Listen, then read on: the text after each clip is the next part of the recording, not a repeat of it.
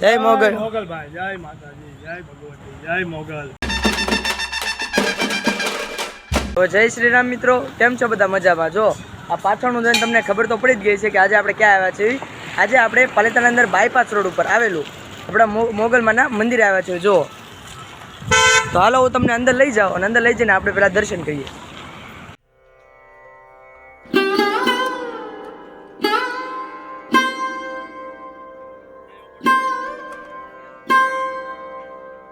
મિત્રો જે આ મંદિર છે આપણું એ દેવલુક પરિવારના ખર્ચથી બનાવવામાં આવ્યું છે અને જો તેમનું અહીંયા નામ પણ છે.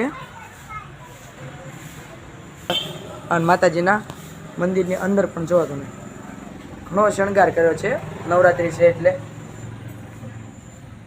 મિત્રો જે આપણું મોગલમાનું મંદિર છે કે જે આપણા પાલિતાણાના બાયપાસ રોડ ઉપર આવ્યું એનું આપણે દર્શન પણ કરી લીધા. મિત્રો જે આપણું આ મંદિર છે એ 8 થી 9 વર્ષ જૂનું છે. પણ માતાજીનો જે ઇતિહાસ છે કે જે 70 થી 80 વર્ષ જૂનો મોગલમાના મંદિરની ખાસિયત છે કે અહીંયા રવિવારે અને મંગળવારે જો પ્રસાદીની સુવિધા હોય છે. આજે રવિવારે આપણે અહીંયા આવ્યા છીએ. આજે રવિવારે 2000 માણસોની પ્રસાદી હોય છે અને જ્યારે મંગળવાર હોય ત્યારે 3 થી 4000 માણસો અહીંયા પ્રસાદી લે છે. જય મોગલ મોગલભાઈ, જય માતાજી, જય ભગવતી, જય મોગલ. મિત્રો આપણા મોગલમાના મંદિરની અંદર અહીંયા એક આ હોલ છે, જો આ ઘણો મોટો છે કે જેની અંદર આપણે બગદાણા, ભગુડા, ચોટીલા કંઈ પણ જે બધા યાત્રીઓ જતા હોય છે પગપાળા તેની માટે અહીંયા સુવા માટેની સુવિધા છે. જો આ બધો ગેસના ચૂલા છે કે જેની અંદર જમવા માટે સુવિધા છે. આ જો બાપુ છે આપણે સાગર બાપુ, વાસણની વ્યવસ્થા છે, બધી વ્યવસ્થા છે, આ બધી વ્યવસ્થા છે.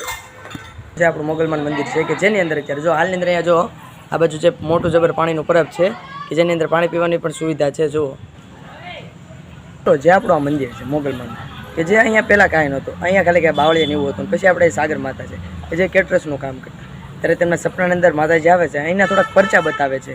જ્યારે અહીંના પરચા બતાવે છે ત્યાર પછી આ મંદિરની પ્રાણ પ્રતિષ્ઠા કરે છે કે જેને 8 થી 9 વર્ષ જેટલો સમયગાળો થઈ ગયો છે આ મંદિરને. જે સાગર માતા છે કે જેમના વડવાઓથી તે ચાલે આવે છે, તે માતાજીની ભક્તિ કરે છે.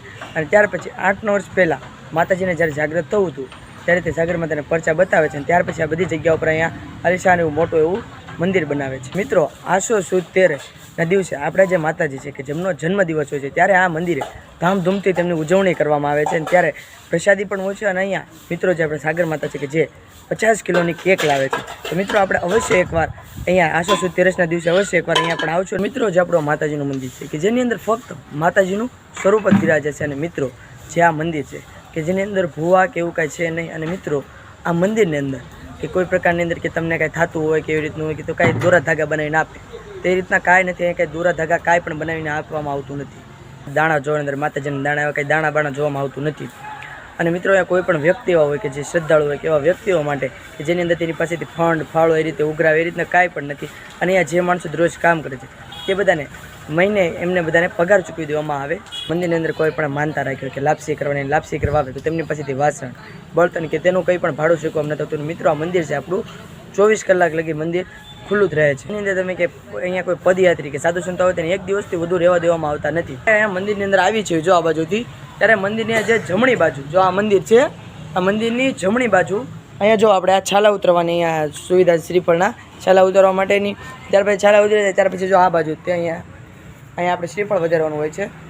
મિત્રો જો આપણે આ બાજુ જે શ્રીફળ વધારવાના જે શ્રીફળના છાલા ઉતરવામાં આવે છે તેની આ બાજુ જો અહીંયા મોગલમાના તે ફોટા છે. જો રવિવારે અને મંગળવારે મંદિરની અંદર અહીંયા યજ્ઞ કરવામાં આવે છે. અમે જો આજ રવિવાર છે કે અહીંયા માતાજીના દર્શન કરવા આવ્યા હતા. જો અહીંયા રવિવારે અને મંગળવારે યજ્ઞ કરવામાં આવે છે. અને યજ્ઞ કુંડની સામે જ તે જો અહીંયા પણ આપણે માતાજીનો ફોટો છે જુઓ. અને અહીંયા આવો તો ચાંદલા કરવા માટે જો કંકુ પણ છે મંદિરની પાછળની બાજુની અંદર. જો બધા માણસો આવે છે જે ભાવિ ભક્તો તેની માટે જો બાકડાની સુવિધા છે. અને આ બાજુ જો ઘણી લસરપટ્ટી છે, હિંચકાની પણ સુવિધા છે. પણ જ્યારે કલર કામ કરવાનું છે તેના કારણે હિંચકા કાઢી નાખવામાં આવ્યા છે. જ્યારે કલર કામ થઈ જાય તે પાછા બાંધી દે છે. તો અહીંયા તમે આ મંદિર છે મોગલમાનું, જ્યારે તમે રવિવારે કે મંગળવારે એકવાર અવશ્ય તમે અહીંયા દર્શન કરવા આવો. કારણ કે અત્યારે રવિવાર છે, ઘણા ભાવિ ભક્તો અત્યારે અહીંયા દર્શન કરવા. તમે પણ એકવાર અહીંયા દર્શન કરવા અવશ્ય અહીંયા આવો છો તો અંદર તમને એમ જ લાગે છે મોગલમાના મંદિરની અંદર કે સાક્ષાત મોગલમાં જ તે અંદર બિરાજમાન છે. અત્યારે આપણે મંદિરે આવીને તે દર્શન કર્યા માતાજીના.